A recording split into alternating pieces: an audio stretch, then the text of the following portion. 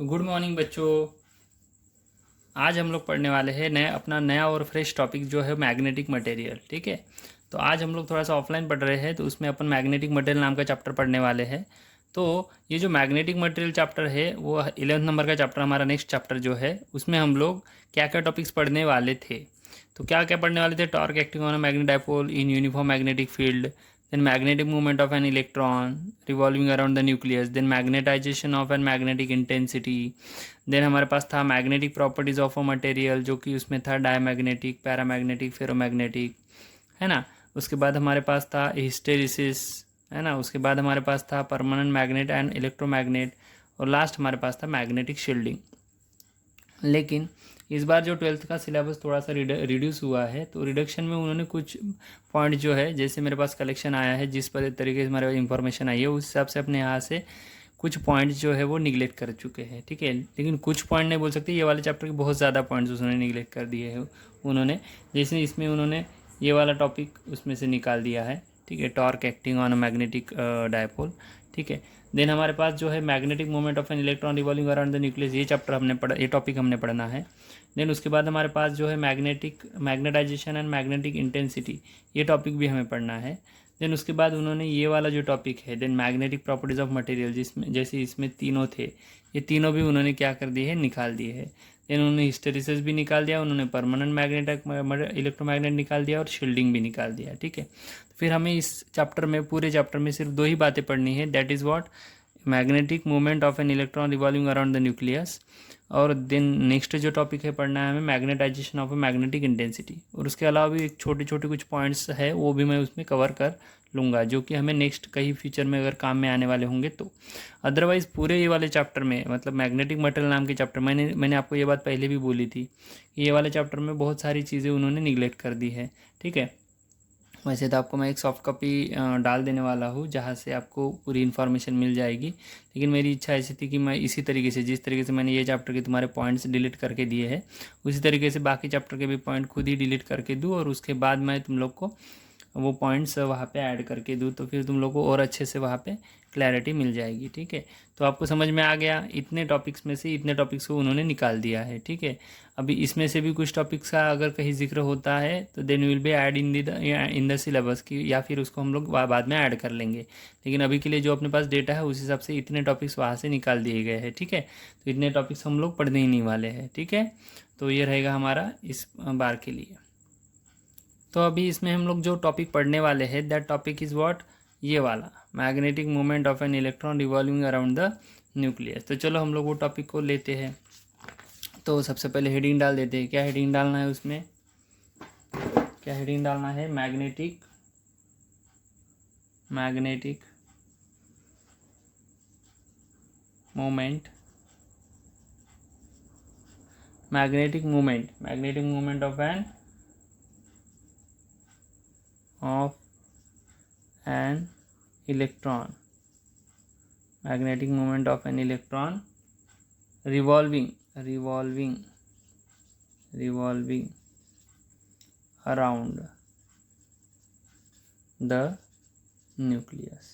revolving around the nucleus। ठीक है, हमें ये टॉपिक के ऊपर आज बात करनी है, दैट इज़ व्हाट, क्या है, magnetic movement of an electron revolving around the nucleus. ठीक है, रिवॉल्विंग अराउंड द न्यूक्लियस।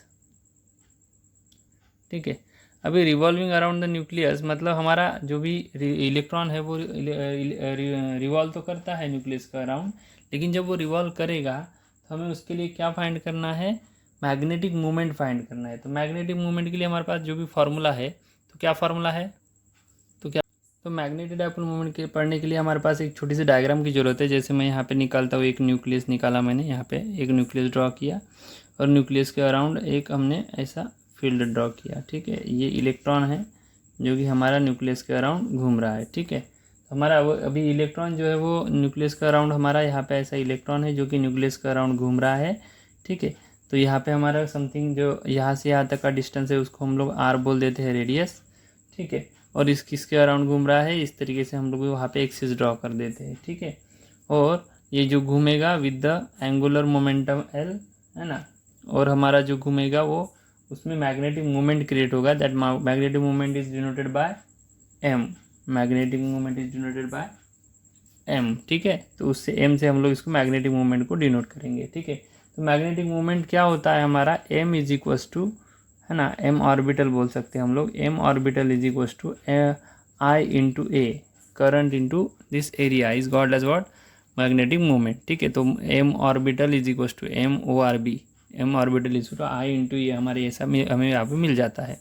लेकिन बट आई क्या होता है, व्हाट इज आई, है ना, आई क्या होता है, जनरली हमें पता है आई क्या होता है, ई बाय टी होता है ना। ई बाई टी कहाँ से लाया हमने, चार्ज अपॉन टाइम, है ना, charge upon time, Q by T वाला, है ना। लेकिन यहाँ पे इलेक्ट्रॉन घूम रहा है इसलिए चार्ज नहीं बोला हमने, डायरेक्टली इलेक्ट्रॉन बोला, ई बाई टी, ठीक है। और टी क्या होता है, T, what is T, T कौन सा काउंट होगा अभी, ये जो इलेक्ट्रॉन है, ये इलेक्ट्रॉन जो है ये वाला, ये इलेक्ट्रॉन ऐसे सर्कुलर मोशन में घूम रहा है ना, इसलिए हमारा क्या आएगा, 2 पाई बाय ओमेगा, क्योंकि विद द एंगुलर वेलोसिटी ये घूम रहा है ना, with the angular velocity omega, ठीक है। तो ये आया हमारा 2 पाई बाय ओमेगा, या फिर T is equal to 2 pi by omega, या फिर omega is equal to 2 pi by T लिखते हैं हम लोग जनरली, ठीक है ना। तो और ये ओमेगा जो है वो ओमेगा यहाँ पे हमें शो नहीं हो रहा है, यहाँ पे हमारे क्या शो होगी, वेलोसिटी शो होगी, वी शो होगा, ठीक है। तो दैट्स वाई ओमेगा की जगह पे हमें वी पुट करना पड़ेगा। तो वी क्या होता है, ओमेगा इज इक्वल टू क्या होता है, वी बाय आर होता है, या V is equal to R omega होता है, हमें पता है। तो वही चीज़ों को हम लोग यहाँ पे पुट करते हुए चलेंगे। तो देखो क्या क्या चीज़ें मिलेगी, देखो लेट क्या होगा, लेट पहले आई इज इक्वल टू लिख लेते हैं, आई इज इक्वल टू क्या होगा, ई अपॉन 2 पाई बाय ओमेगा, ठीक है। ओमेगा गया ऊपर, तो ये हुआ ई ओमेगा बाय 2 पाई, ठीक है। Then I is equal to क्या हुआ, ई बाय 2 पाई, ओमेगा का वैल्यू क्या है, वी बाय आर, तो यहाँ पे वी पुट कर दिया, यहाँ पे आर पुट कर दिया, ठीक है। ये तो हो गया आई का। देन ए अगर पुट करना है उसमें, तो एरिया कितना हो जाएगा, एरिया कितना हो जाएगा, देन फ्रॉम वन क्या हो जाएगा, एरिया कितना है, घूम रहा है ना, तो कितना होगा, पाई आर स्क्वायर हो जाएगा।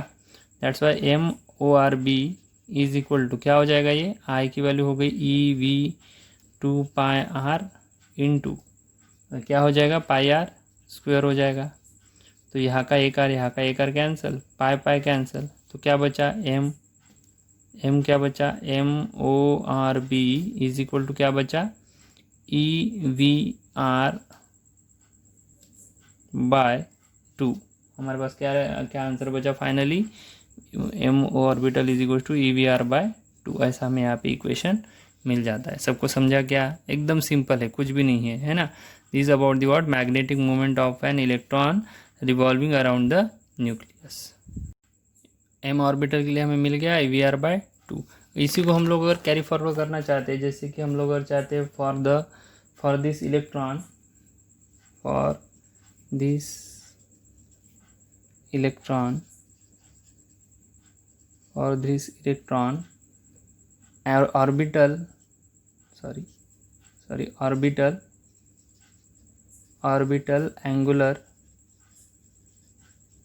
ऑर्बिटल एंगुलर मोमेंटम इज, तो ऑर्बिटल एंगुलर मोमेंटम क्या आएगा, मोमेंटम इज क्या आएगा, ऑर्बिटल एंगुलर मोमेंटम क्या आएगा, L is equal to M E, मतलब एम इलेक्ट्रॉन, क्योंकि इलेक्ट्रॉन का ऑर्बिटल मोमेंटम रहेगा ना, A V R, M E V R, mass into velocity into R is gives us what, angular momentum, ठीक है। तो हमें एंगुलर मोमेंटम कितना मिला, M suffix E V R, ठीक है, ऐसा मिलेगा, ठीक है। अभी इसका उसके साथ अगर रिलेशन देखना है, ऑर्बिटल के साथ अगर रिलेशन देखना है, तो मुझे क्या करना पड़ेगा, वो जो मिला हुआ इक्वेशन है उसके साथ उसको हमें थोड़ा सा चेंज करना पड़ेगा। वी नो, हमें पता है, क्या पता है, we know what we know, M orbital, है ना, एम ऑर्बिटल जो है हमारा, एम ऑर्बिटल जो हमें मिला था, है ना, इज इक्वल टू क्या मिला था हमें, ई वी आर बाय 2, ठीक है।